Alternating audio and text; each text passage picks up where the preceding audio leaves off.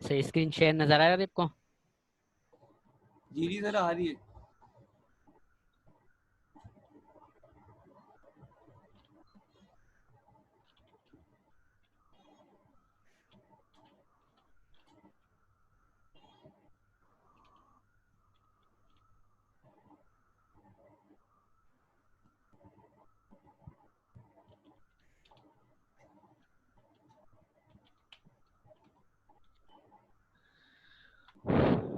सही। सही, हम स्टार्ट करते क्लास, जब तक जो स्टूडेंट आते होंगे उसको फिर हम एक्सेप्ट करेंगे। सही है। बस तो ब्लैक स्क्रीन आ रही है। हाँ अब सही है। दरअसल वो मैं अटेंडेंस शीट में नाम लिख रहा था ना, कि जो जो स्टूडेंट अटेंड कर रहे हो तो उसका नाम लिख रहा था। अच्छा ठीक। सही। अच्छा, तो क्या है कि हम लेक्चर 2 3 आज सही है। हमने जो है पिछले क्लास में हमने HTML के टैग और उस पे जो है CSS पे काम किया, तो उसमें कंप्लीट लेआउट बनाई थी। सही है कि CSS और ठीक। HTML किस तरह काम करता है। तो इसमें हमने उसमें तो थ्योरी डायरेक्ट हमने काम किया, प्रैक्टिकली CSS को यूज़ किया। अब हम इसमें तो थ्योरी CSS के बारे में पढ़ेंगे, क्योंकि हमने HTML के टैग और HTML के उस पर सारा काम किया कि भाई वो किस तरह काम करते हैं, और उस पर मतलब एक कंप्लीट लेआउट बनाए तो वो लाइव पे चल रहा है ना। फिर हमने क्या किया कि उसको डोमेन पे अपलोड किया, और वो डोमेन पे लाइव चल रहे लेआउट के भी आप कस्टमर के डोमेन पे किस तरह एक वेबसाइट अपलोड कर सकते हैं। सी, तो उसकी लिंक लिंक भी शेयर हुई जो हमने लेआउट बनाया था छोटा सा। तो अब हम इस क्लास में क्या कर रहे हैं कि CSS को भी, कि भी हमारे लिए जो है CSS के बारे में पढ़ेंगे कि CSS का क्या काम है। क्योंकि हमने खैर प्रैक्टिकल में तो बहुत किया, लेकिन थ्योरी में भी थोड़े आपको हाव ना होने चाहिए, क्योंकि ताकि आपको आइडिया हो। तो CSS देखो, CSS जो है वो हर एक स्टूडेंट जो प्रोफेशनली वर्क करता है या स्टूडेंट, उनके लिए जो है CSS इस तरह है कि आप एक अच्छे सॉफ्टवेयर इंजीनियर या जो है एक वेब डेवलपमेंट में आना चाह रहे हो, तो आपके लिए CSS और HTML तो मस्ट इम्पॉर्टेंट है। सही, आप इसके बगैर जो है एक अच्छी सी वेबसाइट जो है अगर डिज़ाइन करना चाह रहे हो या एक अच्छी सी लुक, हालांकि आप वर्डप्रेस का आपने नाम सुना होगा, वो भी एक वेब डेवलपमेंट टूल है, CMS है, लेकिन वेब उसमें भी अक्सर जो है आपको CSS और HTML पे काम करना पड़ता है, मतलब ज़रूरत पड़ती है। तो इन चीज़ ये जो है CSS और HTML जो है हर वेब डेवलपमेंट जो फील्ड है उसके लिए आपके लिए मस्ट इम्पॉर्टेंट है। तो ये जो है एक स्किलफुल जो है वो है, स्किल्स है, सी एम प्रोग्राम लैंग्वेज है। तो if you want to start a career as a professional web designer, HTML and CSS designing is a must skill. See, अगर आपको अपने करियर वेब डिज़ाइनिंग में बनानी चाहिए, सिर्फ वेब डिज़ाइनिंग में करना चाह रहे हो, तो ये स्किल HTML और CSS जो है ये मोस्ट इम्पॉर्टेंट है। तो इस स्किल को जो है आपको क्या करना पड़ेगा कि इसमें अपने स्किल्स बढ़ानी होंगी, तो क्या हो जाएगा, आप एक जो स्पेशली किस में वेब डेवलपमेंट में एक अच्छा वेब डिज़ाइनर बन सकते हैं। सही। अच्छा अच्छा, ये जो है 40 मिनट बाद क्लास ख़त्म हो जाती है ना, तो मैंने आधे घंटे पहले से स्टार्ट की हुई है, तो शायद 5 10 मिनट में ये वो हो जाए, क्लोज हो जाए, तो मैं दोबारा फिर रिक्वेस्ट भेजना। सही है, ठीक है। ताकि अच्छा मैं सर, एक सवाल था। हाँ वेब डिज़ाइनर का मतलब ये है कि वो HTML और CSS पे काम करता है, और डेवलपर का मतलब ये है कि वो उसकी बैक साइड की कोडिंग पे काम करता है, यही है? हाँ, यही मतलब है। सही, आप डेवलप अगर दोनों पे काम करेंगे तो आप फुल स्टैक डेवलपर कहलाते हैं। सही है, फुल स्टैक मतलब अच्छा। आपको डिजाइनिंग भी आती है, आपको वेब डेवलपमेंट भी आती है। वेब डेवलपमेंट क्या कि भी आपको जो है सर्वर से डेटा आपको, क्योंकि एक अभी एक क्लाइंट को तो भाई उसको पता नहीं होता ना कि हमारे फ्रंट पे क्या चल रहा है क्या। तो हम क्या करते हैं, एक वेबसाइट बनाते हैं, उसके लिए पीछे एक पैनल बनाते हैं, सिर्फ वो एंट्रियाँ करता है और उसके डेटा जो है अपडेट होता रहता है। तो वो जो इंटर करता है वो जो है क्या करते हैं, सर्वर पर जाते हैं, डेटा बेस पे जाते हैं सर्वर से। तो उस सर्वर से डेटा फेच करने के लिए हमें सर्वर प्रोग्रामिंग की ज़रूरत होती है, जो हमें PHP और ASP.NET जो बाकी जावा होगी वो हमें वहाँ से लेके हमारा जो क्लाइंट होता है वेब साइट्स उस पर शो कराते हैं। सही है? तो ये होता है वेब डेवलपमेंट, वो अलग डोमेन है, और ये जो है वेब डिज़ाइनिंग अलग डोमेन है। ये तो डिज़ाइनिंग आपको सिर्फ एक डिज़ाइन करके देते, खूबसूरती वेबसाइट को एक ज़बरदस्त व्यू ला के देता है। इसी तो ये इसलिए काम आता है।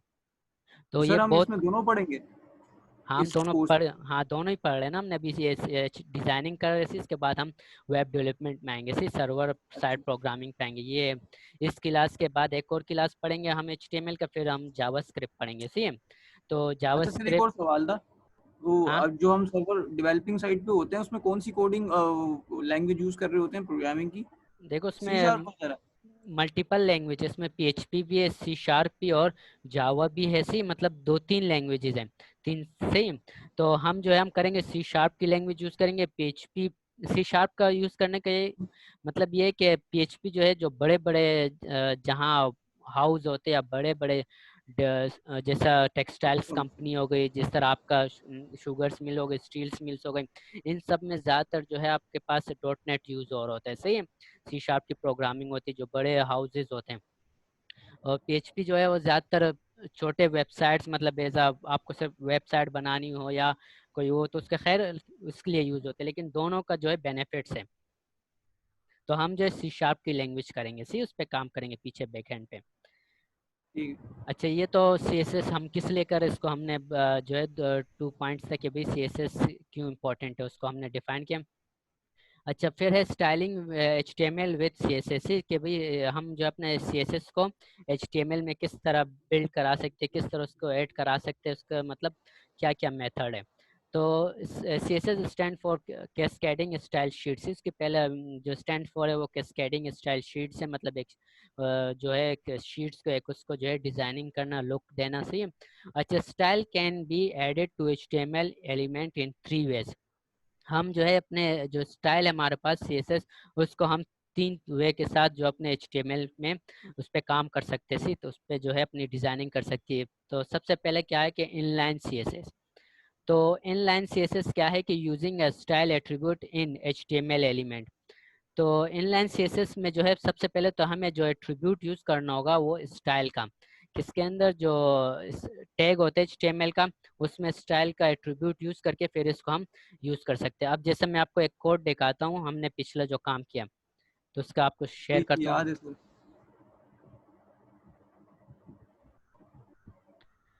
तो ये आपके पास स्क्रीन शेयर हो रही है, सही है, प्रोग्राम उसके कोड की, ये स्क्रीन शेयर हो रही है कोड की। जी जी सर, हो रही है। तो ये आपके देखिए ये इनलाइन सीएसएस कहलाते हैं।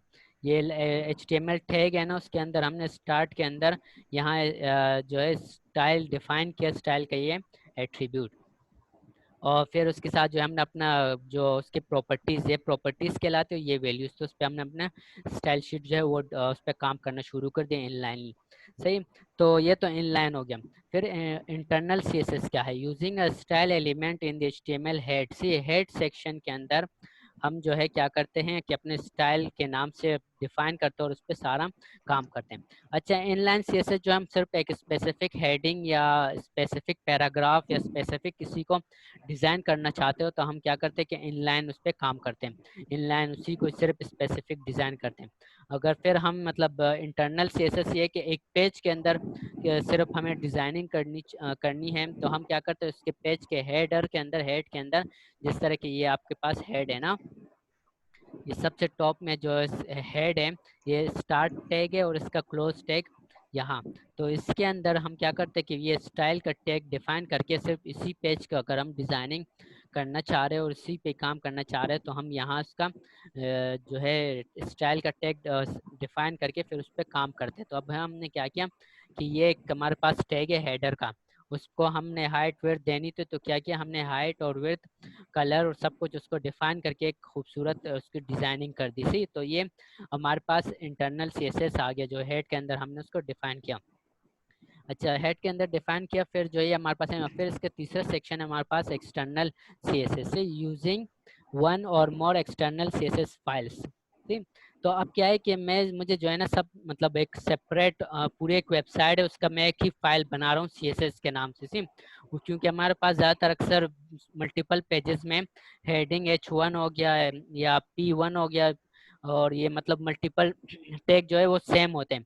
तो सेम को एक ही कलर करना चाह रहा हूँ तो मैं क्या करता हूँ कि भाई एक्सटर्नल बाहर ही एक फाइल बनाता हूँ और उसके अंदर अपनी सारी सीएसएस जो है उसको डिफाइन करता हूँ और वहां से उसको लिंक देके कॉल कर देता हूँ, सी।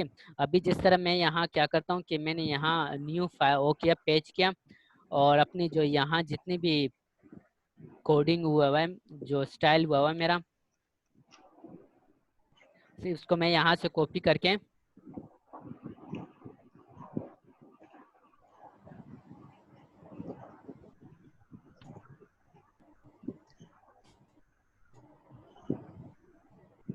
कॉपी करके और यहाँ उसको पेस्ट कर देता हूँ। सही, यहाँ पेस्ट कर दिया, फिर मैं इसको जो है सिर्फ सेव करूँगा, सेव एस करके कोई भी इसका मैं नाम दे देता हूँ। सही है, जिस तरह मैंने स्टाइल, लेकिन इसका जो एक्सटर्नल होगा वो डॉट सी एस एस देना होगा। C dot C S S इसका एक्सटर्नल देना पड़ेगा, जिसका मतलब है कि मैं स्टाइल शीट पे काम कर रहा हूँ। तो मैंने इसका dot C S S external देके इसको जो है मैंने यही सेव कर दिया। सी स्टाइल जो है मैंने यहाँ डिफाइन किया, उसको मैं सेव करता हूँ। यहाँ मैंने इसको, वो अब देखो इसको सेव करने के बाद इसके कलर चेंज हो गए, क्योंकि मैंने इसको एक्सटेंशन दे दी dot C S S.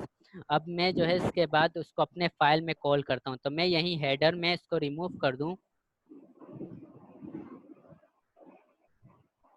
Remove करके फिर मैं क्या कर रहा हूँ कि इसको मैं एक यहाँ जो है मतलब एक लिंक हमारे पास इसका एट्रीब्यूट होता है उसको डिफाइन करता हूँ और हाई रेफ देता हूँ। हाई रेफ से यहाँ उसको जो है अपना पेज का नाम दे देता हूँ, ये पेज का नाम और डॉट सी एस एस के साथ मैं इसको डिफाइन कर देता हूँ। सही, तो इसको एक्सक्यूज मी डिफाइन, सर, हाँ सर ये पूरा लिंक नहीं देंगे आप उसका फोल्डर का, बस style dot C S S दे दिया आपने। हाँ, फोल्डर लिंक इसलिए नहीं दूँ क्योंकि ये इसी फोल्डर में पड़ा हुआ है ना, जहाँ हमारे पेज पड़ा हुआ है। सी, अगर हम अच्छा जो ठीक है ठीक सर, अगर ठीक। ये स्पेसिफिक किसी फोल्डर के अंदर हम इसको डिफाइन करते तो फिर हमें जो है फोल्डर का नाम देना होता, क्योंकि हम उसी फोल्डर में हमारा पेजेस भी, उसी फोल्डर में हमारा सीएसएस जो वो है कोड है वो भी उससे उधर ही पड़ा हुआ है, तो इसीलिए हमें सिर्फ वो करना है। सर अच्छा, थोड़ा सा बता देंगे फिर से, मुझे समझ में नहीं आई पूरी बात इसकी। हमने एक नया पेज बना के उसमें उसको सेव कहाँ कराया? देखो हमने एक नया बिल्कुल एक न्यू पेज बनाया ना, जैसे मैं यहाँ बना तो न्यू, सी वो सारी कोडिंग जो मेरे वहाँ हेडर में था, जो हेड में था उसके हेडर, हाँ हेडर स्टाइल में। यहाँ इसके हेड में ना, यहाँ मैं इसको वापस बैक कर देता हूँ। जी जी जी। तो ये क्या है कि मेरे पास यहाँ सारी सीएसएस जो कोडिंग थी वो यहाँ थी ना। अब मेरे पास मैं इसको चाहता हूँ बिल्कुल एक अलग सा फाइल में से, एक अलग से फाइल में करना चाह रहा हूँ, क्योंकि यहाँ देखो अगर मैं चाहता हूँ एचटीएमएल भी है और सीएसएस पे तो ज़्यादा मतलब वो बन रही है, खिचड़ी सी बन रही है। तो मैं जो है बिल्कुल एक इसको अलग से वो करना चाह रहा हूँ कि भाई ये सीएसएस में एक अलग से पेज पे करके सिर्फ उसका नाम कॉल करूँ। तो मैंने यहाँ एक न्यू पेज बना क्या न्यू पेज सेलेक्ट की सी और फिर मैंने यहाँ पेस्ट कर दिया वही सारी कोडिंग उठा के। सही, ये तो ठीक है। उठाई, लेकिन हम इस पे काम करेंगे ना, ये तो सिर्फ एज अ जस्ट समझाने के लिए, हमने इस पे पूरा काम तो किया था। सी, ये मैंने सेव किया इसको, मैं इसको अभी कोई भी मतलब नाम दे दूँ ना, तो मैं इसका ऐसी नाम कोई भी दे सकता हूँ। सी, तो मैं इसको क्या करता हूँ कि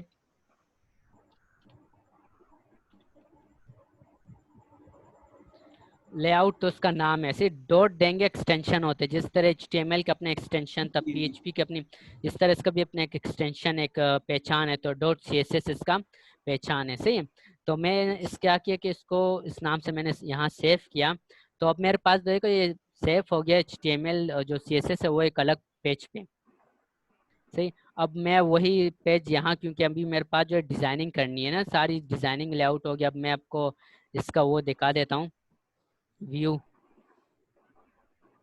ये मेरे पास इंडेक्स के नाम से हमने सेव किया ना। तो अभी मैं इसको रन कर देता हूँ अपने पेज को। अब देखो सारा लेआउट खराब हो चुका है। सी, हमने एक लेआउट बनाया था ना, तो क्या हुआ कि सारा लेआउट खराब हो गया।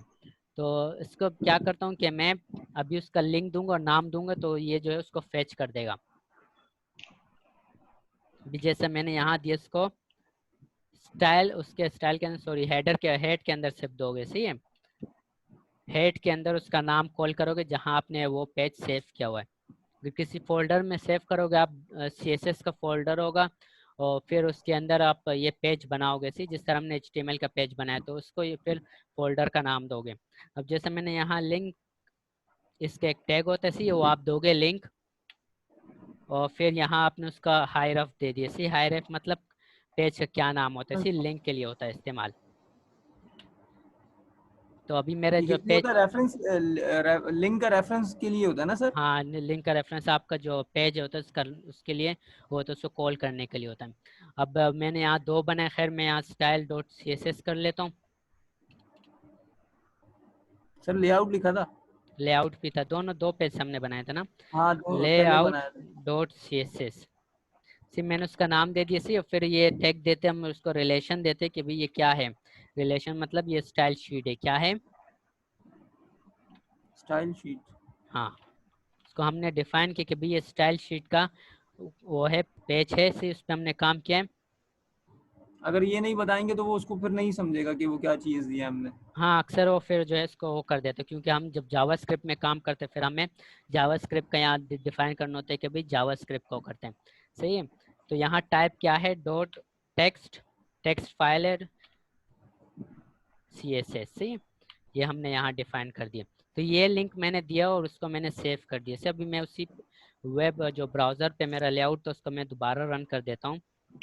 तो देखो उसने क्या किया, सारा जो पेज पे हमने कलर किया था उसको एक अलग पेज पे डिफाइन किया, उसको हमने यहाँ कॉल किया तो उसने वही लेआउट और डिजाइनिंग दोबारा हमें सब दिखा दी। सही है। तो ठीक। इससे क्या हुआ कि अब देखो इससे फ़ायदा क्या हुआ कि सिर्फ यहाँ HTML का कंटेंट नज़र आ रहा है। सही, HTML के टैग और वो नज़र आ रहे हैं। यहाँ हेडर के अंदर जो है CSS का जो खिचड़ी बन रही थी वो नहीं है। सही, बिल्कुल साफ सुथरा जो हमें नज़र आ रहा है। सही है। तो इससे ये बेनिफिट्स है कि भाई आप अगर अब, क्योंकि हमारे पास एक पेज तो नहीं होता ना वेबसाइट पे, 6 से 7 पेजेस होते हैं। तो कहीं जो है सेम डिज़ाइनिंग करनी हो, सेम कलर करनी हो, तो हम जो है उसी एक CSS को कॉल करके मल्टीपल पेजेस को जो है उसकी तरह डिज़ाइन कर सकते थे और एक पेज में ही सब डिज़ाइनिंग कर सकते थे। हर एक पेज पे हम अलग अलग हेड के अंदर हम डिज़ाइनिंग करेंगे तो वो काफ़ी खिचड़ी बन जाएगी। सी, तो ये तो था एक्सटर्नल CSS। कौन सा था ये? तो external CSS using one or more external CSS files. The most common way to add style is to keep CSS syntax in separate CSS file। सी, ज़्यादातर जो है सबसे बेनिफिट जो होता है वो CSS की फाइल को बिल्कुल अलग और सेपरेट रख के उस पर काम करते हैं। उससे जो है क्या होता है कि वेबसाइट में क्लियरनेस आ जाती है। सी, कहीं कल दोबारा कोई यूज़ कर रहा हो तो उसको ईजी हो। But in this tutorial we use internal styling because it is easier to demonstrate and easier for you to try it yourself। ये आपको जो हेडर के अंदर जो हेड के अंदर किया तो वो ट्यूटोरियल पढ़ाने या उसको समझाने के लिए इजी होता है ना, कि एक ही पेज में होता है ताकि आपको अंडरस्टैंड हो जाए। अच्छा, CSS सिंटैक्स, CSS सिंटैक्स किस तरह हम उस पर डिफाइन करके उस पर काम कर सकते हैं। CSS styling has the following syntax. उसका सिंटैक्स क्या होता है कि ये आपके पास एलिमेंट आ गया, एलिमेंट मतलब कोई भी HTML का टैग आ गया आपके पास, जिस तरह के P का टैग हो गया, हेडिंग का टैग हो गया, तो उसको आप यूँ यहाँ डिफाइन करके कर्ली ब्रैकेट के अंदर फिर ये प्रॉपर्टी डिफाइन करेंगे। अब जैसे कि मेरे पास यहाँ था, ये है कि भाई ये मैंने HTML का टैग डिफाइन किया, ये HTML का टैग आ गया, फिर मैंने ये कर्ली ब्रैकेट लगाया और ये प्रॉपर्टीज़ है। प्रॉपर्टीज़ मतलब मैं बैकग्राउंड कलर देना चाह रहा हूँ, सी उसकी प्रॉपर्टीज़ है, मार्जिन ये प्रॉपर्टीज़ है सी। फिर ये वैल्यूज़ आती है कि भाई क्या करना चाह रहे हो, पिंक देना चाह रहे हो, रेड, कौन सी वैल्यू देना चाह रहे हो। तो ये जो है इसकी क्या प्रॉपर्टी के अंदर फिर उसकी वैल्यूज़ आ गई, तो मैंने उसको डिफाइन किया कि भाई पिंक होना चाहिए। फिर मैं मार्जिन दे रहा हूँ, चाह रहा हूँ आगे पीछे, तो मैंने उनको कहा कि भाई ऑटो जो है उसका मार्जिन हो। तो ये आगे इसका जो है एक HTML के सिंटैक्स को किस तरह डिफाइन करते हैं हम।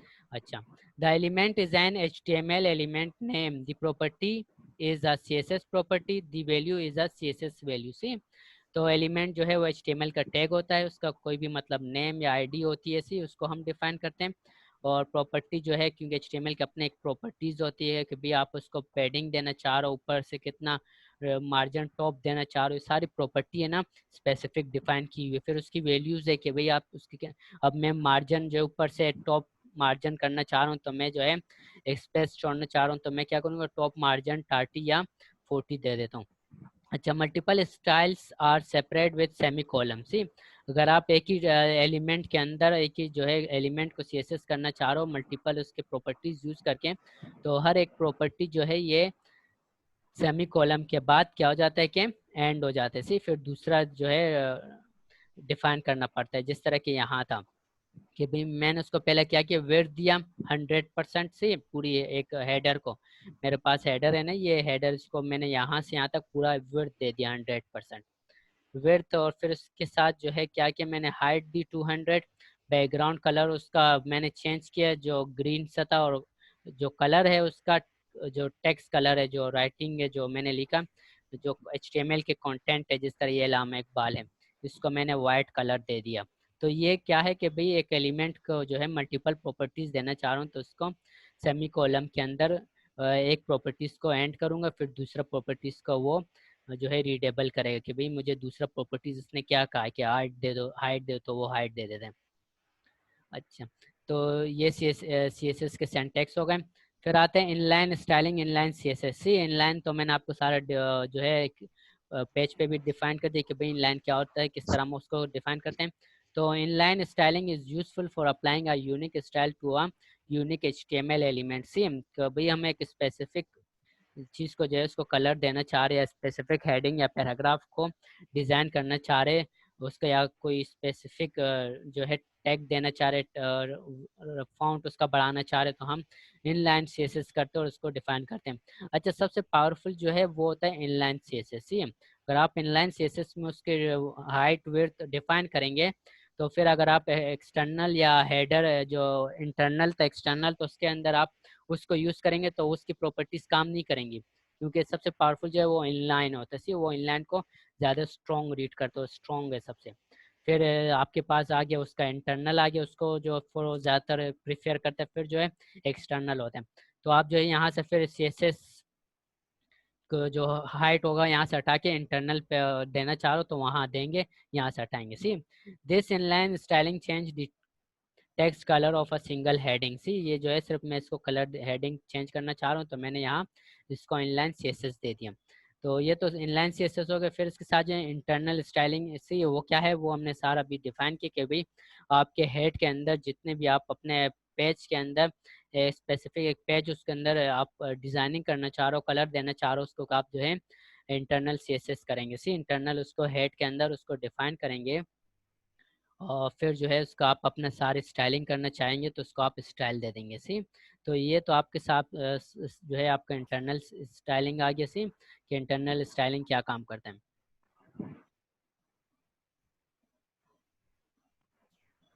अच्छा, फिर आगे आपका एक्सटर्नल स्टाइलिंग। से एक्सटर्नल स्टाइलिंग किस तरह काम करता है कि भाई अभी हमने सारा डिफाइन किया कि भाई एक पेज से जो है दूसरे एक पेज में, अलग से पेज में सारा हमने डिफाइन किया अपना एक्सटर्नल से जितना भी हमने अभी एक लेआउट कंप्लीट बनाया है। जिस तरह यहाँ आपको शो है, इसको मैंने क्या किया कि भाई ये पूरी मैंने हेड के अंदर इसके सारा स्टाइलिंग डिफाइन किया था, तो मैंने इसको जो है सबसे सेपरेट अलग कर दिया और उसको जो है मैंने डिफरेंट एक पेज पे पेस्ट करके एक पेज पे डिफाइन करके उसके लिंक दे दी।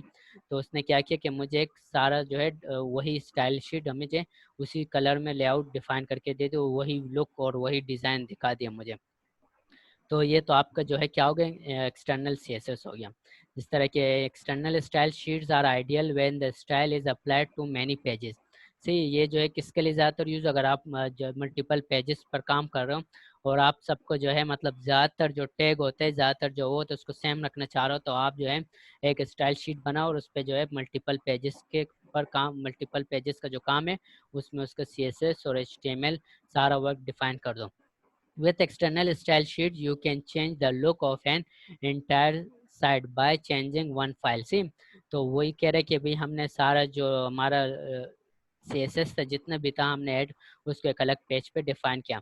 अब जिस तरह ये है उसका टैक्स, ये सारा क्या किया रिलेशन थी उसके भी स्टाइल शीट है ये, और उसके हमने लिंक दे दिया, हाई रेफ दे दी, सी रेफरेंस दे दिया कि भाई मेरा जो फाइल है वो यहाँ पड़ा हुआ है स्टाइल शीट। अगर मेरे पास किसी फोल्डर में पड़ा होगा तो मैं उसके आगे यहाँ स्लैश लगा के उसको ब्लैक स्लैश लगा के उससे क्या करूँगा, यहाँ उसके फोल्डर का नाम डिफाइन करके फिर उसके बाद उसका स्टाइल डॉट जो उसका पेज है उसको डिफाइन करूँगा।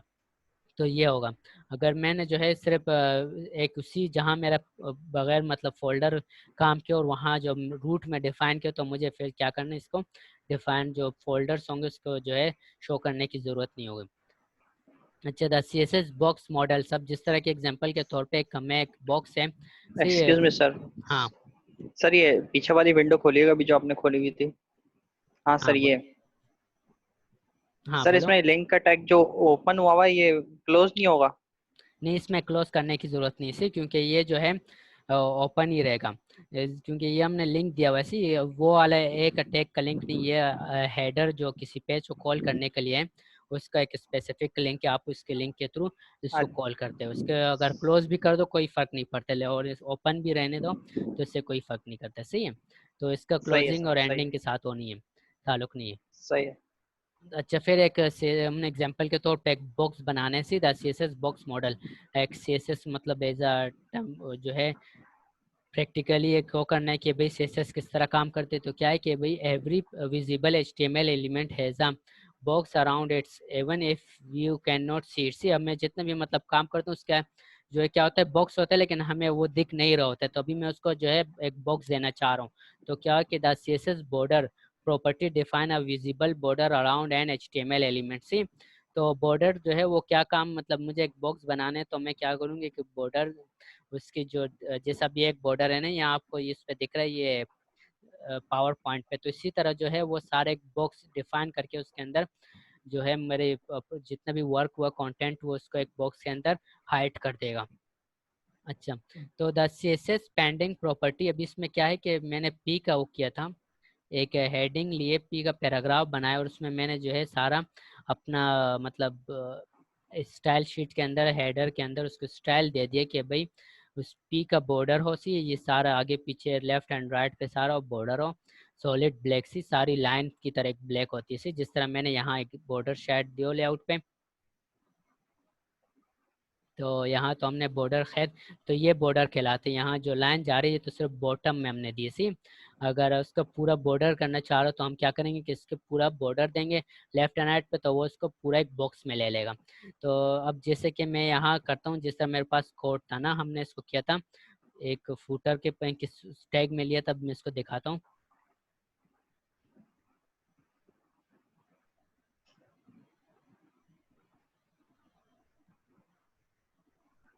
एक मिनट,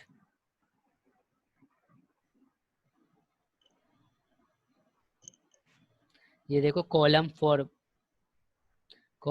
जो है साइड बार है ना, सिर्फ उसको हमने क्या किया था, बॉर्डर दिया हुआ है। यहाँ कॉलम 4 को हमने सिर्फ बॉटम बॉर्डर दिया ना, तो अभी मैं इसको जो है कॉलम 4 जो उसको हमने आईडी एक दी थी उसको मैं यहाँ क्या करता हूँ कि उसको मैं बॉर्डर जो है हमने सिर्फ बॉटम में दिया। क्या किया हमने उसको कहा कि भाई बॉटम में एक बॉर्डर, उसने मुझे यहाँ बॉटम में जो है जो फॉलोअर्स उसके बॉटम में मुझे एक बॉर्डर शो करा दिया।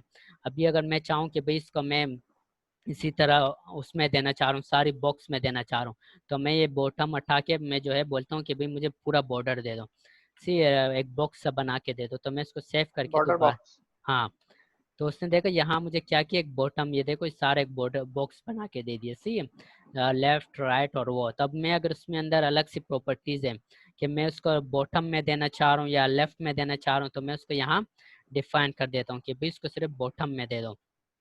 तो वो क्या करे कि सिर्फ बॉटम में दे देगा। मैं टॉप में चाहता हूँ कि भाई जो इसका टॉप है फॉलो अस से ऊपर सिर्फ ये रहने दो, जैसे कि यहाँ ऊपर है ना, मैं बोलता हूँ सिर्फ यहाँ रहने दो, तो ये जो है वो टॉप में मुझे बॉटम दे देगा, या लेफ्ट एंड राइट में देना चाहता हूँ तो मुझे वहाँ ये वो दे देगा, बॉर्डर दे देगा। तो मैं इसको सिर्फ कहता हूँ भाई मुझे बॉटम में ही रखना है, तो मैंने इसको कंट्रोल एक्स करके सेव कर दिया, तो उसने सिर्फ बॉटम में ही दे दिए, सही है। तो ये बॉटम में इसने मुझे क्या किया, एक बॉर्डर दे दिया, मैंने स्टाइल शीट में उसको डिफाइन किया, तो एक खूबसूरती उसने लेआउट में लेकर आए लेफ्ट और राइट, और उस पर किस तरह बुरा लग रहा था, लेकिन मैंने उसको कहा कि भाई सिर्फ मुझे बॉटम में ही रखना है।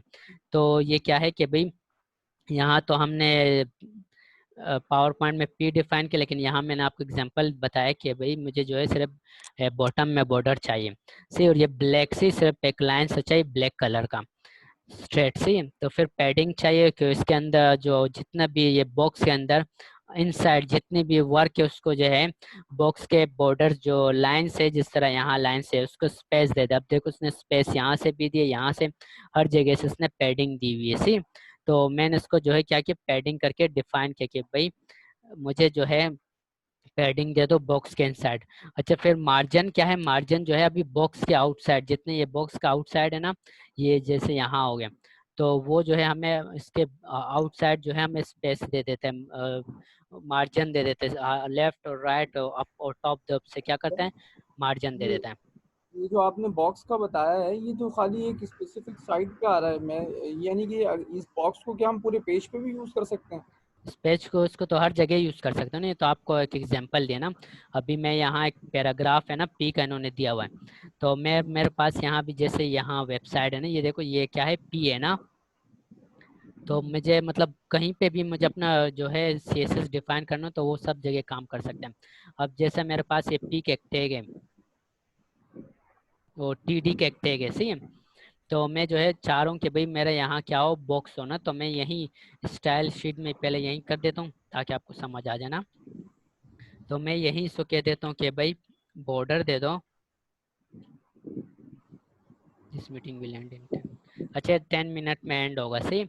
हम तो कोशिश करेंगे 10 मिनट से पहले वाइंड अप कर ले, एक दो स्लाइड रह गई है ना, तो अगर नहीं हुआ तो फिर आप दोबारा रिक्वेस्ट सेंड करना, सही, लेकिन कोशिश है 10 मिनट के अंदर इसको हम वाइंड अप करें। तो मैंने बॉर्डर दे दिया, यहाँ मैंने उसको कहा 1px सॉलिड, मतलब एक लाइन सब बना के दे दो ब्लैक कलर में, सी। तो मैंने उसको ब्लैक कलर कहा कि भाई मुझे, मैंने उसको Ctrl+S किया। तो देखो इसके अंदर इसने सारा क्या किया है, आपको एक पैराग्राफ देख रहे हैं, इसने ये जो TD के एक टैग है उसके अंदर मैंने एक पैराग्राफ डिफाइन कर, उसने ये सारा एक बॉक्स में शो करके दिखा दिया। ये बॉक्स की अपर टॉप और ये अप अप डाउन और लेफ्ट एंड राइट, सही है। तो ये इसने एक बॉक्स बना दिया। तो इसका ये मतलब है कि भाई अगर मुझे कहीं बॉक्स, मतलब कोई भी है, ये सिर्फ एक CSS का एग्जांपल दिया, सही। आप किसी चीज़ को बॉक्स में रखना चाह रहे हो या कोई और वर्क करना चाह रहे हो, बॉर्डर देना चाह रहे हो, तो आप जो है एक बॉर्डर की प्रॉपर्टीज है, फिर उसके जो वैल्यूज है उसको डिफाइन करके आप उसको एक अच्छे से लुक और एक अच्छे से जो है बॉर्डर दे दो। अच्छा ये तो था एक एग्जांपल CSS के बॉक्स के मॉडल का, सही, कि भाई आप किस तरह एक बॉक्स को बना सकते हो या किस तरह एक जो है उसके बॉर्डर्स की डिफिनीशंस थी। अच्छा फिर द ID एट्रीब्यूट्स, ही आपके पास जो HTML में होता है एट्रीब्यूट्स के, कोई भी टैग होता है या जो HTML के एट्रीब्यूट होते हैं, तो उसमें एक एट्रीब्यूट क्या है, ID का है, सी। अगर मैं उसके टैग को जिस तरह के यहाँ HTML का है ना, मैं उसके टैग को यहाँ ID दे दूँ, या उसके ID मतलब एक स्पेसिफिक नेम होते किसी चीज़ का, आप एक स्पेसिफिक नेम रख लो, फिर आप उसको मल्टीपल जगह यूज़ कर सको, सही। तो ID का ये होता है कि अब क्योंकि आप जैसे स्टूडेंट हो आपको क्या किया कि एक ID दे दी गई, सी। तो वो ID जो किसी आप, चीज को पॉइंट आउट करने के लिए सर। हाँ पॉइंट आउट हो गए, जिस तरह आप एक मतलब आपको एक ID दे दी ना, कि स्पेसिफिक ID दे दी आपको, आपकी पहचान हो गई, तो इसी तरह ये ID जो है हम अपने HTML टैग के अंदर उसको हम एक ID दे के उसको इजीली पॉइंट आउट कर सकते हैं। इसकी जिस तरह साध ने कहा, उसको हम यूज़ कर सकते हैं कि स्पेसिफिक जगह पे या दूसरी जो उसका हेडर होता है उसको हम कॉल करते हैं।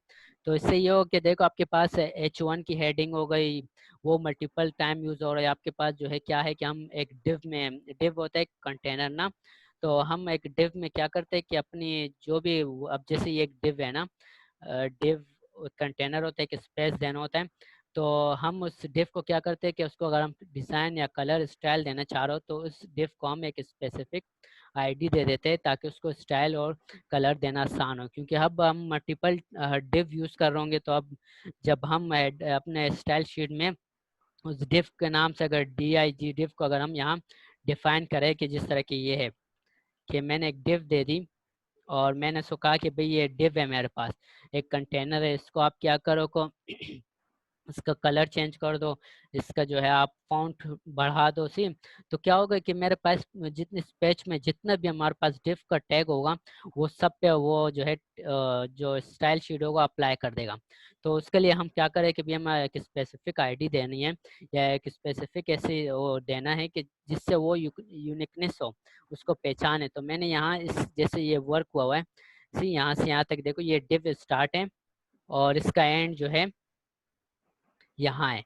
तो इस डिफ को मैंने एक ID दे दी, ID मैंने सब col1 नाम रख लिया कि भाई ये इस डिफ की ID है, मैं जो इस पे स्टाइल शीट कलर देना चाहूँ तो आप जो है इसी को ही करना। क्योंकि ये ID जो है एक स्पेसिफिक है, इसको हम जावास्क्रिप्ट में भी यूज़ कर सकते हैं, इसको जो है फिर हम अपने जो सर्वर साइड लैंग्वेज होती है, दूसरी जो प्रोग्रामिंग होती है उसमें भी हम इसको इस ID के थ्रू इसको यूनिकनेस दे सकते हैं, उसको पहचान सकते हैं, सी। अगर जावास्क्रिप्ट में मैं इसको कॉल करूँगा तो मैं इस उसको कहूँगा कि भाई एक आईडी होती है, एक आईडी है जैसे उसका मतलब जावास्क्रिप्ट के कोड होता है, उसको मैं कहूँगी कि भाई document dot gate element by ID। तो भाई मुझे जो ये एलिमेंट है, सी एलिमेंट कहलाते हैं ना ये सारे P1 एन नेविगेशंस और आपकी जो, तो ये भी एक एलिमेंट है। तो मैंने उसको कहा कि भाई ये एलिमेंट जो है आप सिर्फ इसी ID वाले को कॉल करो, उसको मैं फिर कोई भी डिज़ाइनिंग या कलर देना चाह रहा हूँ तो मैं, या उसको जावास्क्रिप्ट में हाइड करना चाह रहा हूँ या उसको मैं शो करना चाह रहा हूँ, तो मैं जो है इस ID से उसको कॉल करूँगा। तो ये आपके पास क्या थी, एक आईडी की डिफिनीशन थी कि भाई आईडी क्या काम करता है और उसका क्या पर्पस होता है। तो the CSS style define an equal style of all equal elements. ये को भी अगर क्योंकि हम अगर सब टैग एलिमेंट्स उसका नाम तो ज़्यादातर हम मल्टीपल जगह में यूज़ कर रहे हैं, तो क्या हो कि भाई आप उसको एक आईडी दे दोगे। सी तो क्या है, to define a special style for a special element first add an ID attribute to the element. See तो हम क्या करेंगे कि उसको एक आईडी का एट्रीब्यूट ऐड करेंगे, उसको एक आईडी दे देंगे, तो फिर हम उसको स्पेसिफिक और स्पेशल या स्पेसिफिक किसी पर्पस के लिए हम उसको यूज़ कर सकते सी। और उसको जो है हम एक अलग सा व्यू, एक अलग सा डिफाइन या डिज़ाइन दे सकते हैं। अच्छा, तो ये तो आईडी था। फिर इसके बाद यही क्लास एट्रीब्यूट, उसका भी यही काम होते सेम। अगर आप या आईडी दे दो या मतलब क्लास दे आईडी दो। के अंदर आपने दो आईडीज दी थी ना, एक तो कॉलम 1 और कॉलम 3 के नाम से, तो हाँ, वो दोनों अलग अलग हो गई हैं यानी कि। ये दोनों अलग अलग हो गई। दरअसल अच्छा कॉलम 1 जो है वो 3 से 4 एलिमेंट उसमें यूज हुआ है ना। तो जिस तरह की देखो कॉलम 1 यहाँ से स्टार्ट हो कि यहाँ एंड हुआ है। तो मैंने क्या किया कि भाई कॉलम 1 में असाइड, सेक्शन और नेविगेशन, सी एक नेविगेशन का ये टैग था। ये तीनों को मैंने जो है ना कॉलम 1 के अंदर डिफाइन करके इसको एक मतलब एक जोड़ दिया, सी एक वो कर दिया, ताकि मुझे अगर हाइट दूंगा तो तीनों को एक ही हाइट मिलेगी, वेट दूंगा तो तीनों को एक। फिर मैंने एक अलग आईडी दी, वो मैंने सिर्फ जो है क्या किया, इसको मैंने नेविगेशन के लिए यूज़ किया। सी कि भाई अभी मैं जो है यहाँ जैसे कि ये स्टाइल है ना, अभी देखो मैंने कॉलम 3 के से इसको डिफाइन किया। अगर उसको जो है तुम कॉल करोगे CSS के अंदर, तो तुम्हें पहले ये स्लैश का टैग लगाना होगा। सी ये टैग, ये जो है टैग लगाएंगे, उसके बाद जो है कॉलम जो आईडी है उसका नाम डिफाइन करेंगे, फिर उसके बाद उस पे ऊपर काम करेंगे। तो आप जो है ये आपका जो स्लैश है ये आपको उससे पहचानते हो, ये जो है जिसको आप आईडी मतलब समझो कि ये आईडी है, ये आईडी की पहचान है यहाँ स्टाइल शीट में, सही है। तो ये आईडी की पहचान के लिए हम यहाँ स्लैश लगाते हैं। तो ये मैंने अपने यहाँ क्या किया, आईडी डिफाइन की, फिर मैंने उसको कहा एल आई क्या, नेविगेशन में। तो मैं नेविगेशन को खूबसूरत करना चाह रहा हूँ या उसको डिज़ाइन करना चाह रहा हूँ, उसको क्या किया मैंने, ये सारे यहाँ डिफाइन किया। तो वो समझिए कि भाई कॉलम 3 के अंदर और आईडी 3 के अंदर एल आई है, मुझे उसी को डिज़ाइन करना है। अगर मैं यहाँ कॉलम 1 लिखता, जो आईडी कॉलम 1 थी जिसमें 3 से 4 एलिमेंट मैंने डिफाइन किया, तो जितने भी कॉलम 1 के अंदर एल आई होता तो वो सबको जो है उसी एक कलर एक डिज़ाइन कर देता। लेकिन मैंने उसको डिफाइन किया कॉलम 3 के अंदर एल आई। अभी अगर मैं कॉलम 1 के अंदर जितने भी एल आई डिफाइन करूँ, उसको इसके साथ कोई काम नहीं है, क्योंकि मैंने इसके स्पेसिफिक इसको एक आईडी दे दी कि मुझे सिर्फ इसी पे ही डिज़ाइनिंग और कलर करना है। अच्छा, ये तो आपका आईडी की पहचान हो गई। सी फिर इसके बाद आता है क्लास। क्लास का भी यही काम होता है सेम, जिस तरह जो है क्या है कि भाई आपने जिस तरह आईडी का आपका काम होता है कि आपने एक उसको स्पेसिफिक आईडी दे दी, तो क्लास का भी यही काम होता है कि भाई आपने क्लास उसको दी सी। तो क्लास देने के साथ जो है जिस तरह क्लास को किस तरह डिफाइन करेंगे, to define a style of a special type class of element, add a class attribute to the element। सी तो आपका कोई स्पेसिफिक चीज़ को खूबसूरत क्या होगा, तो वो भी आईडी के ही काम है। Use ID to address single element, use class to address group of element. See तो ये है कि आप अगर मतलब आपने क्लास डिफाइन की, तो क्या हो कि वो जो है मल्टीपल एलिमेंट्स, अगर आपको मल्टीपल जो ग्रुप एलिमेंट्स उसके अंदर आप उसको यूज़ करने में ईजी होगा, जिस तरह के यहाँ है।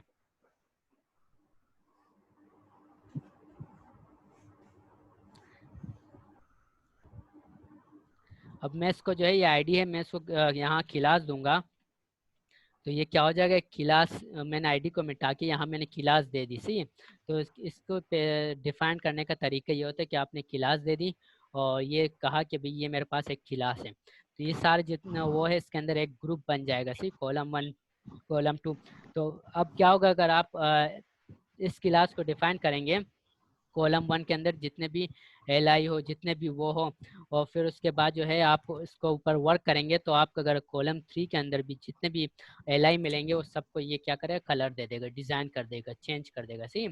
तो मैं जो है अगर इसको मैं यहाँ डिफाइन करूँगा, तो मैं इसको डॉट से करूँगा। सही है, डॉट दूंगा, डॉट देने के बाद उसको कहूँगा कॉलम 1 के अंदर एक एल मिनट आई। हाँ 1 मिनट से कम टाइम रहेगी, हाँ दोबारा बोलो। ज्वाइन करना। सर टाइम कम रह गया, 1 मिनट से कम। बस सही है। तो ये हमारे पास क्या था, ये था हमारे पास क्लास ही। तो ये होने के बाद बस हमने इस क्लास में जो है CSS को डिफाइन किया भी कि CSS किस तरह काम करते हैं, किस तरह करता है। इस पे हमने कंप्लीट लेआउट बनाया, वैसे ही आप उसको देखो। फिर हम एक और क्लास